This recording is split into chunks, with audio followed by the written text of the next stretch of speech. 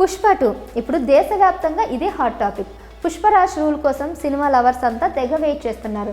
ముఖ్యంగా icon star అభిమానులు December నెల ఎప్పుడు వస్తుందా అని రోజులు లెక్కేస్తున్నారు. ఆ రోజు పుష్పరాజ్ రూల్ చూపించి కాలర్ ఎగిరేయాలని గట్టిగా ఫిక్స్ అయ్యారు. ఈ దెబ్బతో పాన్ ఇండియా రేంజ్లో తమ హీరో స్టామినా ఏంటో తెలుస్తుందని కామెంట్ చేస్తున్నారు. పుష్ప రైస్ చూస్తే పిచ్చెక్కిపోయిన మూవీ లవర్స్ ఇప్పుడు రూల్ చూస్తే ఏమైపోతారంటూ కామెంట్ చేస్తున్నారు. ముఖ్యంగా పుష్పరాజ్ హైప్ సౌత్ ఎలా ఉందో నార్త్లో కూడా అందుకు పోటీగానే ఉంది.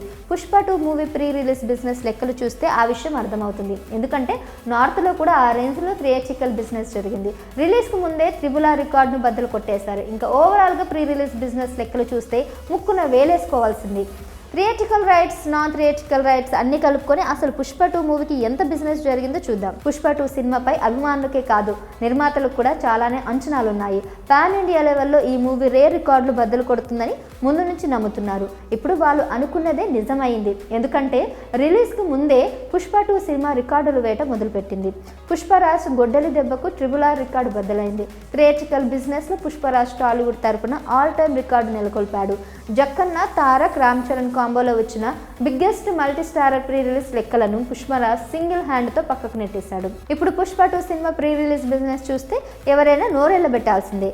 ట్రిబుల్ ఆర్ సినిమాకి థియేట్రికల్ రైట్స్ పరంగా 520 కోట్ల రూపాయల వరకు బిజినెస్ జరిగింది. కానీ ఇప్పుడు ఆ లెక్కలను పుష్పరాజ్ క్రాస్ చేశాడు. పుష్ప 2 సినిమాకి ఏకంగా 640 కోట్ల థియేట్రికల్ రైట్స్ బిజినెస్ జరిగినట్టు టాలీవుడ్ వర్గాలు కోడైకొస్తున్నాయి.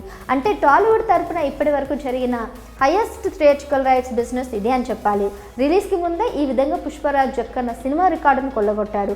ఈ ప్రీ రిలీజ్ బిజినెస్ ఎలా జరుగుతుందో లెక్కలు చూద్దాం.